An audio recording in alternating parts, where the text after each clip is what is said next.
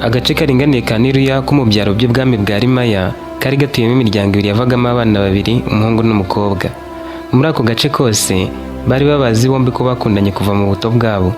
Umuhungu yitwaga Kotezi, umukobwa akitwa Mireya. Kuva kwa Kotezi kugera kwa Mireya hari harimo iminota 25 ku maguru. Bakuze bahura bakaganira, bakajya koga mu mazi, gukina imikino yo kurasisha imiheto n'imyambi babaga bikoreye bo ubwabo, gutemberana mu rusisiro, kujyana mu isoko n'ibindi byinshi abakundana bo muri icyo gihe bakoraga, birimo guhana impano no guturana ibiseke. Ku guturana ibiseke ho, Mireya yafataga ku by'iwabo bejeje akabishyira mu giseke, akikorera akaboneza no kwa Kotezi, yagerayo bakamwakira nk'umukazana. Kotezi we niyikoreraga igiseke, ahubwo yafataga mushiki we muto akamukorera igiseke kirimo ibishyimbo, ibigori bihunguye, uburo, amasaka cyangwa ingano, akamujya inyuma bakerekeza kwa Mireya, nawe yageraho bakamufata nk'umukwe, bakamuha igihe cyo kuvugana n'umukobwa. Igihe cyagera Mireya akabaherekeza bagataha. Iyo nka Mireya yabaga yazanye igiseke cyangwa yaje kumusura bisanzwe, Kotezi yamujyanaga mu gasoko gato akamugurira icyo kunywa. Mireya nawe yabaga agomba kwibwiriza, akaba yamuteguriye ako kunywa bakakanywera iwabo cyangwa akamujyana mu gasoko.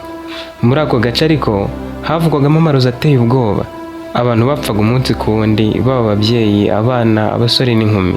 Abitwaga abarozi muri ako gaturage kanganaga n'akagari gato k'ubu bari bazwi, abandi bakekwa. Bamwe baruganaga kubera amashyari yo mu miryango, nk'aho umugabo yabaga yarashatse abagore barenze umwe maze ntibumvikane, abana babo bagakurira ku ishyari. Si mu miryango gusa, iyo umuntu yagiraga iterambere rigaragara, akagura amasambu kandi akaba umworozi ukomeye mu gihe gito, bamwe bamugiriraga ishyari bakamuroga. Icyakora n'abavuzi b'uburozi bari benshi, abaroga ubwabo n'abajya kurogesha ahandi ari benshi, bituma muri ako gace hadukamo n'abavuzi bakoreshaga imbaraga ndengakamere, bakaba bamenya umuntu warogeye undi, bagakora ubumaji bwo kwerekana amashusho ye y'uko yabigenje bifashishije amazi, umuriro cyangwa ikindi kintu. Amakuru y'uko muri ako gace rero habaga abavuzi, abapfumu ba mbere n'abarozi ba mbere, abantu bahawe imiti ngo batazarogwa ari byo kwikagiza, yari yarakwiriye mu bwami bwose.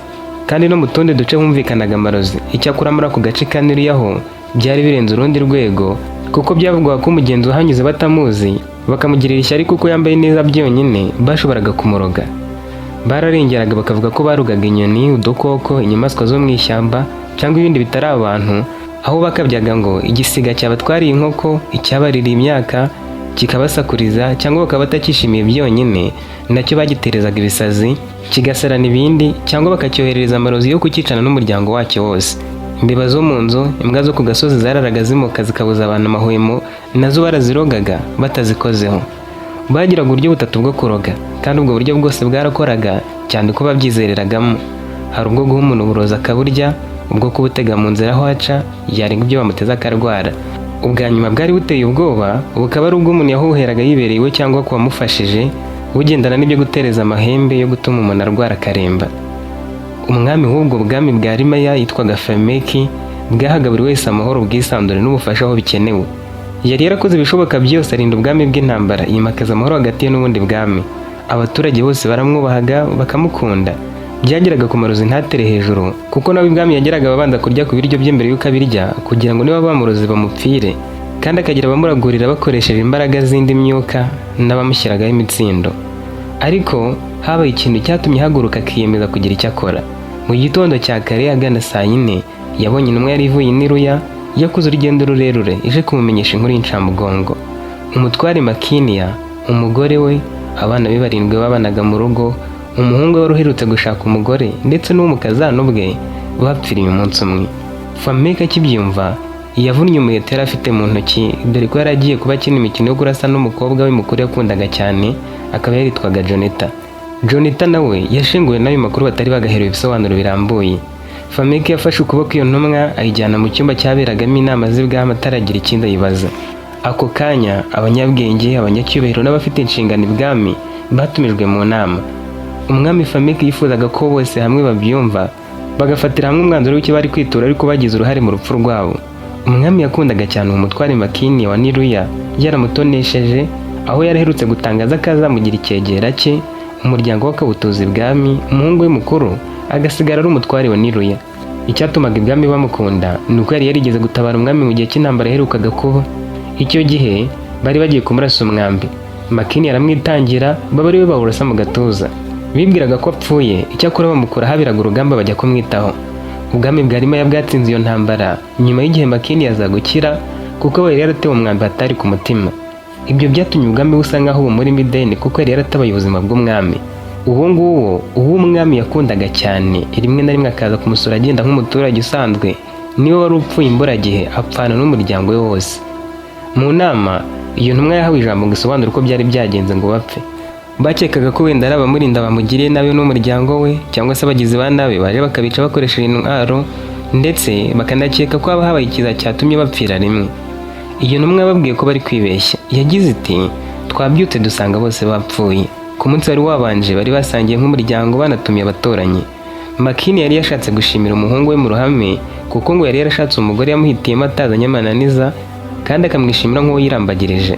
Ibirori byarabaye mu gitondo bucya bose bapfuye, bisobanuye ko bishwe n'uburozi. Fameki yongeye kurakara, afata inkoni yayikubitagura hasi, ararahira ati uwamuroze ukekwaho uburozi uwo ari we wese agomba kwicwa. Abajyanama baramubwiye bati wakwegera umuraguzi wawe akakurebera uwabikoze nyagasani, icyaha kikaba gatozi. Fameki ati ngaho nimumuzane. Uwo mukecuru wari ugeze mu zabukuru yibera ibwami yaraje basaba kumuha urupapuro, ibaba na wino byo kwandikisha hamwe n'amazi. Babimugejejeho yandika amazina y'umutware n'abagize umuryango we bari bapfuye. Amaze kubyandika azinga urupapuro asukaho amazi menshi bidasanzwe. Urwo rupapuro rwahise rwakaho umuriro mwinshi cyane rurakongoka. Hahise haza ikintu kimeze nk'ikirahure. Uwo muraguzi arebyemo aburamo ishusho, ahubwo yumvamo urusaku rw'abantu benshi cyane. Yabwiye umwami ati nyagasani, uyu muriro ni ikimenyetso cy'uko warozwe koko, ariko uwamuroze afite imbaraga nyinshi cyane. Fameka tushaka kuvuga iki? Nawe ati iyo biba ari umuntu udafite imbaraga zikomeye yari kugaragara muri iki kimeze nk'ikirahure cyari kije muri uyu muriro. Icyakora we yarikagije cyane, ntabwo wamushika ngo agaragare. Fameka ati niwe twizeraga, ndakuzanye ibwami kuko wari ubishoboye. Ese ni gute uwo muntu yakurusha imbaraga wowe uri ibwami? Nawe ati nyagasani, aho kugira ngo agaragare hajemo urusaku n'amajwi utabasha kumva. Fameka arakaye cyane yamukase umutwe. Abaroho bose barikanze cyane bigira inyuma. Igikomangomakazi Jonita cyo cyarahungabanye kuko kitari kiteze ko umukecuru yakwicwa atyo. Umwami yabwiye abaroho bose ati nta nama zanyu nkeneye. Yahamagaye abasirikare be bakomeye cyane, afata umuyobozi mukuru w'ibwami amusaba kujyana n'iyo ntumwa nabo basirikare bakajya i Niruya. Ubutumwa bwe bwagiraga buti nimugende mu guta agace kose ka Niruya, mujye mu nkengero zako ku buryo nta muturage n'umwe ucika. Muhamagara abaturage bose mubasabe kwitoranyamo abarozi kuko baraziranye. Nibahishira abo barozi, abaturage bose nta n'umwe musimbutse mu bice. Nibabemerera kubabereka, abo barozi mubahe bagenzi babo babica uko bashaka, babahambe mu mwobo umwe. Abatwaye ubuzima bw'uwampaye ubuzima nabo nta buzima bakwiriye.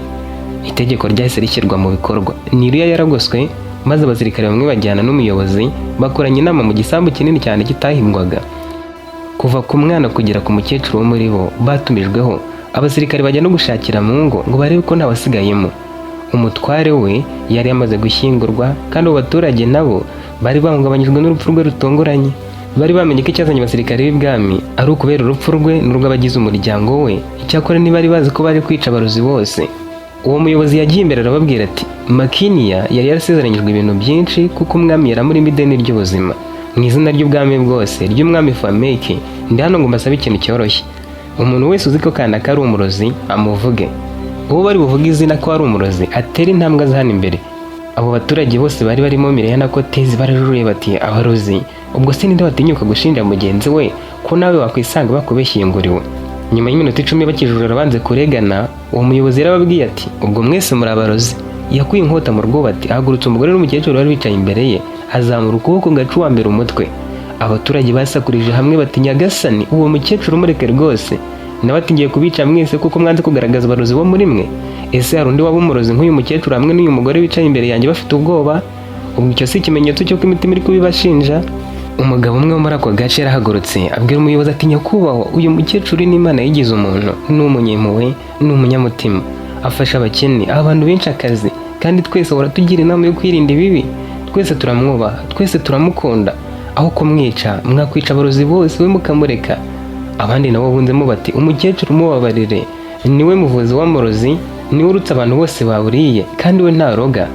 Umuyobozi yafashe uwo mugore ati ubwo uyu nguyu we mwemeye ko muca umutwe? Umugabo yarahagurutse yitangira akabaga bati bantu mwese muri hano, ese nimwamya ko umugore wanjye atari umurozi? Bamwe barabihakanye maze humvikana ijwi ry'umugore wemeje ko ashobora kuba naroga. Umuyobozi yazanye uwo mugore imbere ati ngwino usobanura ibyo uvuze. Yibwiraga ko batamwumvise, nyamara bari bamwumvise. Yaje imbere bamusubirishamo aravuga ati nyagasani, mumbabarire, mbivuze ndashingiye ku kuba aroga cyangwa ataroga. Ni umurozi gusa kuko ari umugome. Yahishije ibigage agira ubugugu cyane, akajya kubicururiza mu isoko nta muntu asomejeho. Aho kuguha ibyo kurya yabimena, akwima amazi yo kunywa akayuhiza uruyuzi.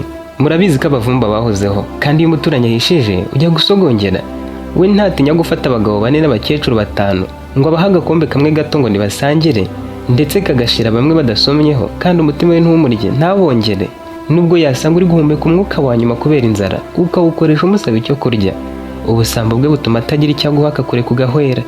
Turaturanye, abajura bigeze kunyiba imyaka nari nejeje yose, maze mbura uko mbigenza ngo ndari ngaburiye abana banjye. We yarafite imitiba yuzuye ibishyimbo, ariko namusabye two guteka iryo joro rimwe, ambwira ko nta kintu kiri mu nzu. Umugabo we nawe aramushyigikira, kandi bari biriwe babyanditse hanze ngo bicemo akazuba.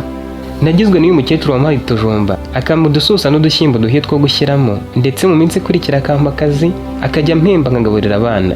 Ubwo se uwo mugore wari wemeye ko dupfa hari ukuroga kurenza uko? Niba atagira ubuntu, impuhwe n'imbabazi, ubwo murumva atagira ishyari? Ese nanone hari umurozi waho atagira ishyari n'umutima mubi? Simvuze ngo afite uburozi aterereza abantu cyangwa ngo batamike, nta nubwo abatega pe, ho naba mbeshye, ariko n'umurozi mubi. Ndabivuze umukobwa wa Mine. Umuyobozi atarebye ku ruhande cyangwa ngo anyeganyege, yaciye uwo mugore umutwe, azana n'umugabo wamuca umutwe. Aho huzuye amaraso. Abana bato barahungabanye, abakuru nabo bibuko. Bibwiraga ko hari imikino, nyamara baribeshyaga. Umuyobozi ahagurukije abagabo n'abagore bari imbere ye, bakaba barageraga mu 8. Akibahagurutse inkota iri mu kuboko ijojoba amaraso. Rubanda bose bateye hejuru batakamba ngo barerekana baruzaho kugira ngo abice nabo bazize ubusa. Umuyobozi yanze kubumva, abashyira imbere, maze abantu bose bacura imirongo. Yahise abongorera, bose babaho bajya mu ngo zabo, bagarukana amasuka n'ibitiyo. Icyo yarabasabye ko ari ukubizana bagacukura umwobo munini cyane. Amasaha 2 yose yashize bakiwucukura. Bamaze kuwucukura nta muwintanye, afata imirambo ya babandi babirabanagamo. Abana babo bavuzaga induru cyane bitewe no kubona babiciye ababyeyi mu maso. Umuyobozi yarongeye ati ese bamaze gucukura umwobo sabarozi? Bose barahakanye bati oya, abarozi turaberekana. Nawe ati umuntu ubeshyera undi nawe araba ari umurozi. Umugore umwe yazamuye ukuboko ahabwa ijambo, yerekanye umuturanyi we, aravuga ati uyu ni umurozi. Uyu mugore rwose yandogeye umugabo ngo nuko yateye imbere kubarusha. Uwo muyobozi ati mbwira uko uruve rwe rwagenze numve. Yamaze kubisobanura, abandi 6 bemeza ko uwo mugore yabarogeye abana. Icyaha cyaramuhamye. Umuyobozi yahaye inkota uwo mugore wari umureza amusaba kumwicira. Nubwo byamugoye, yarabikoze aramwica. Kwica umuntu atabimenyereye byamubereye bibi cyane. Yarahungabanyagwa igihumure, baba bamujyanye ku ruhande. Uwo muyobozi yarabajije ati ni bande baradufasha muri iki gikorwa? Abagabo 10 baritoranyije, bavuga ko bari bwica abarozi barerekanwa. Abo bagabo bari barabuze abagore n'abana, kandi bari barapfuye barozwe. Abantu batangiye kwivamo, maze abarozi bari bakomeye baraberekana babishyira imbere. Abantu bari abanyamwaga, abanyamutima mubi, ibisambo, n'abigiraga abanyamwigendaho, nta nshuti nyinshi bagira, bahora bashwana na buri umwe, nabo bashyizwe mu majwi nubwo bamwe barenganaga. Ikibabaje, nyirakuru na nyina ba Kotezi bari mu barozi ba mbere bari batoranyijwe. Mireya yarebye Kotezi kuko batari bicaranye, ari kumwe n'umubyeyi we, agira ubwoba bwinshi, ajya kumwicara iruhande. Kotezi w'amarira yari yamanutse ku matama. Mireya yaratangiye ati ese barababeshyera cyangwa nibyo koko bararoga? Kotezi ati wenda nyogokuru we nabyemera, ariko mama we sinabyemera. Mireya ati hari ubwo se ari abanzi? Kotezi ati bandi uri kuvuga? Nawe ati mama wawe na nyogokuru wawe ni inshuti, umukazana na nyirabukwe. Nawe ati yego ni inshuti rwose babanye neza. Mireya ati ko muturanye n'umutware, ubwo se nyogokuru wamuroze? Kotezi ati nawe uri kumbaza ibyo bibazo, uyobewe ko bagiye kubica? Mireya ati abapfuye nabo ni abantu, umutware yaba yaramugize iki ku buryo yamuroga? Kotezi ati Mireya wasaze, uri gushingira ku cyo uhamya ko nyogokuru ari we wabaroze? Nawe ati genda kugusura yaranyongoreye, ambwira ko atanyishimiye, arenda ati nzamuvire ku mwuzukuru ntazabizira. Yarambwiye ngo ntuwo mu batindi singukwiriye. Nanze kubikubwira ngo naguteranye nawe, ariko byatumye ntekereza ko ari umurozi. Kotezi ati ibyo yakoze byose ntabwo binshimishije kubona yicirwa mu maso yanjye, nubwo yaba yarakoze ibirenze ibyo. Iwabo wa Mireya bamubonye ari kumwe na Kotezi, maze se ahita amuhamagara ati vayo hano wagashyano we, wikwicarana n'umuryango w'abarozi baduteje amakuba bakaroga Makiniya n'umuryango we. Mireya yaramwongoreye ati mbabarire, nanjye sinifuza ko bicwa, mvuze nabi umutima urabinyemeje, nibura wambabarira. Kotezi turabizi ndagukunda, kandi ibyo uvuga ni ukuri. Nyogokuru bose barabizi ko aroga. Genda wicarane n'umuryango wawe, nibikunda turasubira. Ikibazo ni uko numva batagikeneye ko ukundana n'umuntu wo mu barozi. N'ikiniga cyinshi Miriam amuvuye iruhande ajya kwicarana na nyina. Nyina yamufashe mu mbavu aramunosha, aranosha inyama yenda kuyikuraho. Miriam arashinyiriza kuko atari gusakuza muri abo bantu. Nyina turagira ngo nawe bakwita umurozi kubera kuba inshuti y'abarozi. Miriam agiye kuvuga samucira amaso ati ziba ndatuma batujyana imbere. Umuyobozi yabajije abo barozi bari bashyizwe mu majwi bari imbere ati ninde wabaroza umutware n'umuryango we, nimumugaragaza abandi muragirwa bere. Abo barozi nubwo bamwe mu bari baraho bari bahari kubera izindi mpamvu zo kugira imitima mibi no gusuzugura abo barusha ubukungu n'igitinyiro, batangiye gushinjanya. Byarangiye nyirakuru wa Koteze n'abandi bakecuru batatu bashyizwe mu majwi n'abarozi bose. Umuyobozi yarabajije ati muri mwe ninde wamuroze? Bitanye ba mwana nabo, maze abandi baratangira bati uyu mukecuru ni uturanye n'umutware, wenda afite impamvu yamuroze kuko ariwe bagira ibyo bapfa nk'abaturanyi. Ubwo bavugaga nyirakuru wa Koteze, umuyobozi yaravuze ati abo yarogeye nibabanze batanga ubuhamya. Abo yarogeye abana, ababyeyi, abo bashakanye, inshuti, abavandimwe, bose bamushinja ibyaha. Abo wa mbere bashinjwe kuroga abantu benshi bagera muri 34.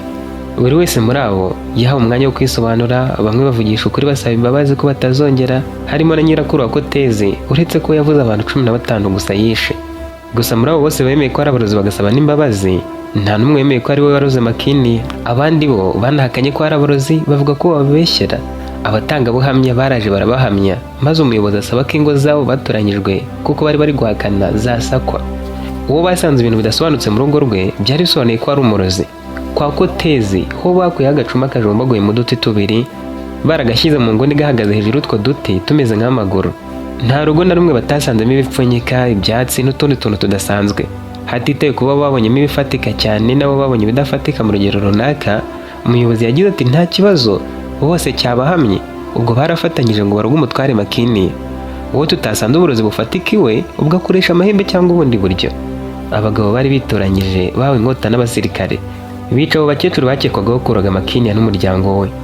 Abandi bibwiraga ko barokotse, ariko uko bageraga muri 49 harimo abagabo 11 gusa batangiye kwicwa. Se wa Koteze yabonye bishe nyina atere hejuru cyane, ashaka kwigira intwari ngo ajye gutabara umugore we. Niyumvishaga ukuntu bari kubicira rimwe. Akigaragambye nawe baramufashe bamuca umutwe bamunagamo. Koteze na bashiki be barahogoye, Miriam nayo bimutera agahinda. Nubwo bari abarozi ntawe uri kwishimira kubona bamupfira mu maso arabe. Ibyo birangiye, abari basigaye bose bategetswe gushyira itaka hejuru y'abari bishwe.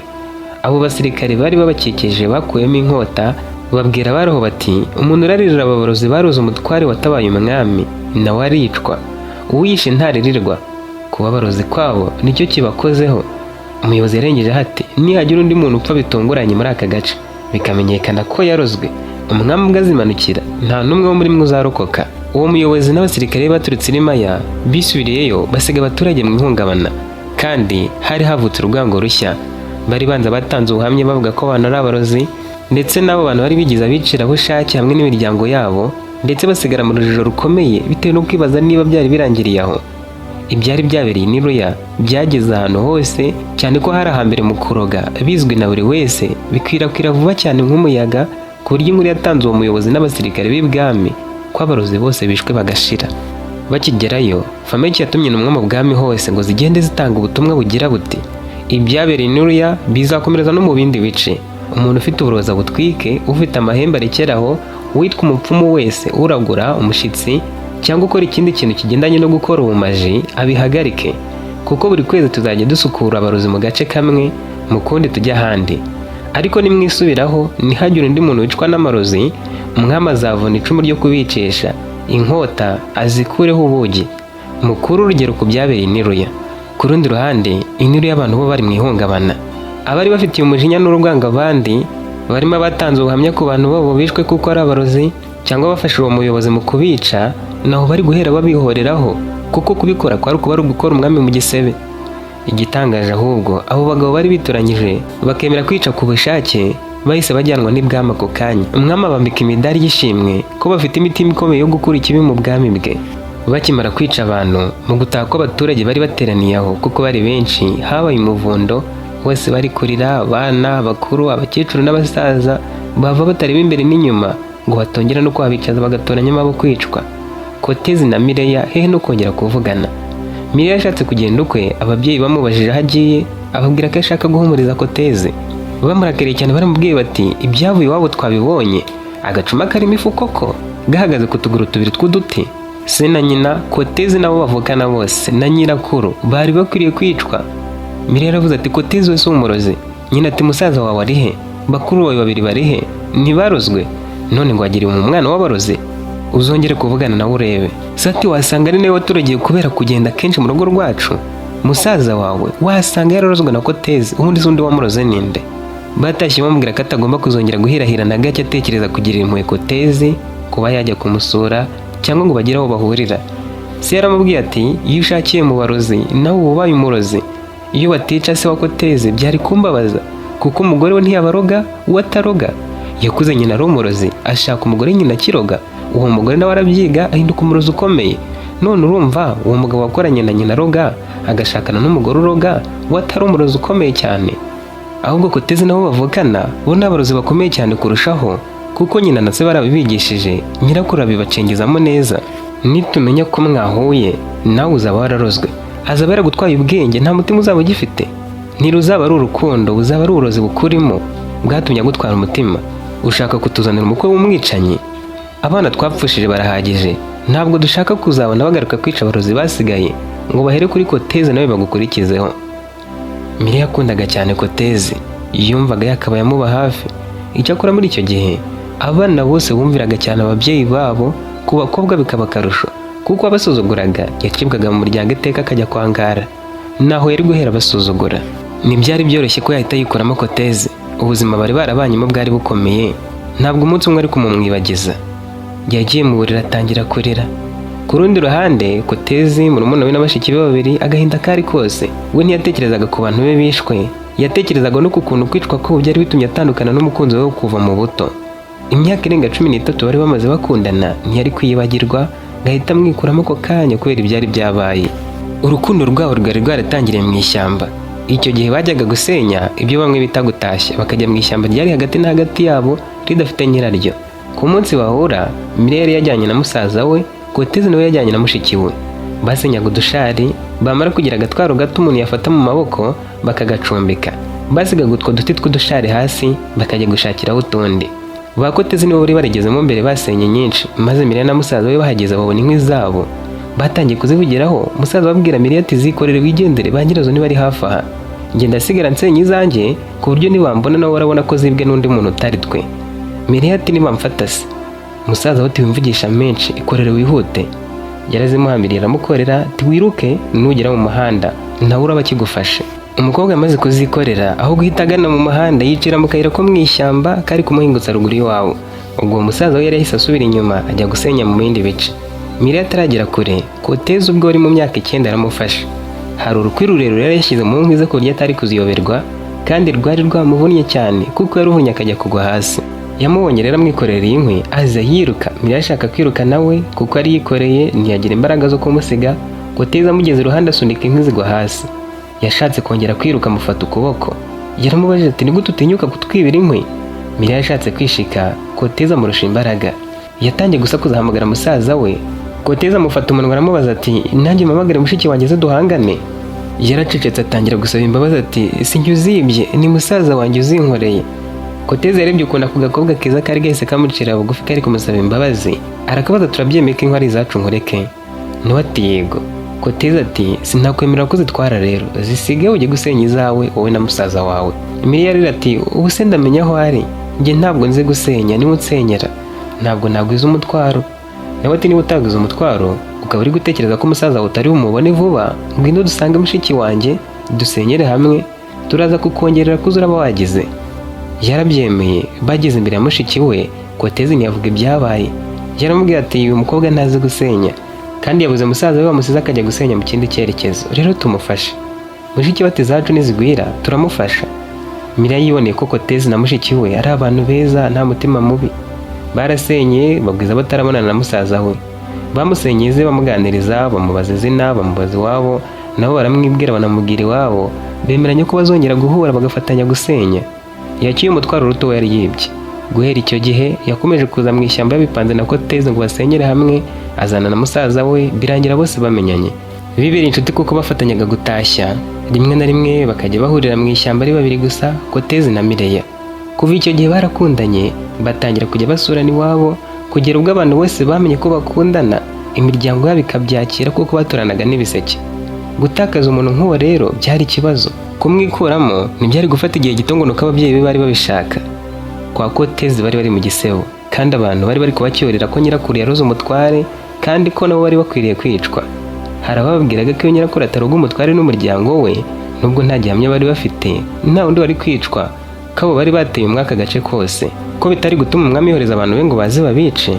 Naho baciraga kari urutega, n'uwajyaga kubagira impuhwe yibukaga abantu be bapfuye barozwe, yakwibuka bishwe bazira ubusa bapfanye na nyirakuru wakekwaga cyane, bigatuma arushaho kubanga. Ubandwe kurusha abandi bana bo mu miryango y'abarozi bishwe. Kotezi yumvaga akumbuye Mireya, akumva ari wamuhumuriza. Ntiyari gutinyuka kujya kumureba iwabo, abizi neza ukuntu ababyeyi be batashye bivuvumanga, ndetse bagahamya ko umusaza wa Mireya ari we wamuroze. Umwe bajyanaga gusenya, dore ko yapfuye bakijyana mu mashyamba icyo gihe. Nyuma y'ukwezi, inkuru zari zarageze mu bwami hose no mu bindi bihugu. Muri Rimaya, buri gace kari gafite ubwoba kari ko umwami azakurikizaho. Umwami Fameki, umukobwa we Jonita, akaba igikomangomakazi, abasirikare b'intwari n'abandi bantu bake bahagurutse ibwami bava mu murwa mukuru wa Rimaya bajya mu byaro bya Niruya ngo baganirize abaturage bari basigaye. Umwami ashaka no kureba abo bashyinguye umutware ngo nibura hashyira indabo anamwunamire. Abo muri Niruya bamenye ko umwami ari buze bashya ubwoba, bari bazi ko none aje kwica abasigaye bose. Mbere y'uko umwami ahagera, abasirikare bahageze mbere bagota agace, abaturage bose babahuriza hamwe. Umwami Fameki yabanje kujya bahora barashyinguye umutware n'umuryango we, cyane ko ari hafi y'aho abaturage bari bateraniye. Yashyizeho indabo, arirara ku mva ye, aranamwunamira, akomeza hirya aho bari barashyinguye abarozi, arahitegereza, abavuma batakiriho, hanyuma aza mu baturage. Yasabye ko abo miryango y'abiciwe bashyirwa imbere, bakavuga niba bararenganyijwe. Baraje bamubwira ibyabaye, bamwe bemera ko ababo bazize ukuri, abandi bavuga ko bazize ibindi nk'ishyari, urwango rusanzwe cyangwa kutumvikana. Umwami atabatanze ubuhamya, nabo nibaze hano imbere. Yabasabye kongera kubutanga, bavuga ibyo bavuze mbere, yumva ntacyo yarengaho. Baramutakiraga, bakavuga ukuntu abo bapfuye bari bararoze bene wabo benshi. Yateranyije imibare y'abantu barozwe n'abo barozi bishwe, yumva abantu bagera muri 200. Agace kose ahari kari kuzashira barogana. Yarababwiye ati, agahinda mufite niko kazatuma hatagira muri mwe cyangwa mu bwami bwanjye bwose bwa Rimaya wongera kuroga mugenzi we. Umwami yabonye Jonita agize agahinda kubera ukuntu abo miryango y'abiciwe bamwe bemezaga ko barenganyije abantu babo. Kugira ngo adakomeza gutekereza cyane, yaramwegereye aramwongorera ati, gira ijambo ubwira aba bantu bahumurize. Mu isura yuzuye ishavu, Jonita afashe ijambo, abanza kubasuhuza abifuriza amahoro. Yagize ati, bavandimwe banjye, bakuru banjye, barumuna banjye, babyeyi namwe rungano bo muri Niruya, ndabasuhuje. Bikirije igikomangomakazi baturakarama. Yarakomeje ati, ndabumva kandi agahinda mufite karumvikana. Ibyabaye ntibyoroheye n'umwe muri twe, kandi igihano cyafashwe cyari kigamije kurinda ubuzima bw'abandi, ntihari hagamijwe kongera kubabaza imitima yanyu. Nyamara nicyo cyabayeho, mwongeye gukomereka. Umwami nawe ntiyishimye kuko abapfuye bose, baba abarozi, abatari bo, ndetse n'umutware Makiniya, utibagiwe n'abagize umuryango we bose, baramubabaje kuko n'abaturage b'ubwami bapfuye. Abaturage niwo mutungo ukomeye w'ubwami. Kuba barapfuye ni igihombo cy'ubwami. Ariko kuko ikibazo cy'amarozi cyari gisumbye kwihangana kwe, gisumbye kwihangana kw'ingoma, byatumye akoresha uburyo bwababaje twese nawe arimo, kugira ngo atange isomo rikomeye kandi arengere ahazaza hatazakomeza gupfa abandi bantu bazira abarozi. Twese hamwe dufite ibikomere, kandi intego yacu ni iyo gukira ibyo bikomere dufatanyije. Nitwimakaza amahoro mu mitima yacu, bizagirira akamaro umuryango wose n'iki giturage cyose. Mureke dufatanye, twirinde inzika n'amacakubiri, dukundane, dufashanye muri byose, twirinde ishyari ahubwo twishimire intsinzi za bagenzi bacu, duhitemo kubana mu bumwe. Ibyabaye ibisomo bitazongera kubaho ukundi. Niba hari abatekereza kwimara agahinda bakora ibindi bikorwa bibi, ndabinginze babireke, kuko agahinda ntikavurwa no kwiyangiza cyangwa kugira abandi nabi, ahubwo kavurwa no gusaba ubufasha, kwihangana no kwiringira ko ejo hashobora kuba heza kurusha uyu munsi. Naho ntabwo ingoma ya data Fameki izihanganira inkozi z'ibibi. Ibibi bikorwa na bamwe bigira ingaruka ku bandi, kandi niyo habayeho guhana muri rusange, hari ubwo mu bahanwa hazamo n'inzirakarengane. Niyo mpamvu buri wese akwiriye kwitwararika rero, akitwara neza, akirinda ikibi, kandi agaharanira amahoro, akabana neza na bagenzi be. N'ubundi abo mwita ko barenganye bari abanyamwaga, ba nyamwigendaho n'ibisambo, bituma bitiranwa n'abarozi. Ese ubundi umurozi ni iki? Umurozi ni umuntu uba ushaka guhitana ubuzima bwawe. None se ubwo umuntu ushobora kubona ari mu makuba ntagutabare, ubu wese umurozi? Nabo ntibarenganye, mubabarire kubwo kuba mbivuze, ariko abari ibisambo ari abanyamwaga ntabwo barenganye, bari abarozi. Yabarebye mu maso arababaza ati, ese hari icyo mwamwifuza gusaba umwami? Niba hari ufite icyo ashaka kuvuga, nazamura ukuboko muhe ijambo. Bose bari bafite ubwoba, ijambo rye ryari ribakomeje mu rugero runaka, ariko ntabategereje kuzamura ikiganza. Mu buryo batari biteze, Miriya yazamuye ukuboko ari kurira. Jonita aramubonye, naho amarira azenga mu maso. Aho kugira ngo Miriya yigire imbere, aba ari we umusanga yarahagaze aramuhobera. Amaso yose niwe yarahanzwe. Jonita ari umwana mwiza cyane. Yabajije Miriya icyo ashaka, nawe ati ndakwinginze, nyemerera mvugane na Kotezi, kuko ababyeyi banjye banze ko nongera kumuvugisha. Jonita yahise avuga cyane ati, Kotezi igira hino. Yaraje, Jonita ataravuga byinshi, bose abajyana imbere aho umwami yarahagaze, abaza Miriya ati, urifuza ko muvugana bumva cyangwa tubaho umwanya muganire mu ibanga? Miriya arira asakuza, yaravuze ati, ababyeyi banjye nibareke umubano wanjye na Kotezi ugumeho. Yapfukamye hasi mbere y'umwami ararira ati, nyagasani, nakunze Kotezi kuva nkiri umwana. Wese umurozi cyangwa umunyabyaha ni umuntu wanjye nzi neza.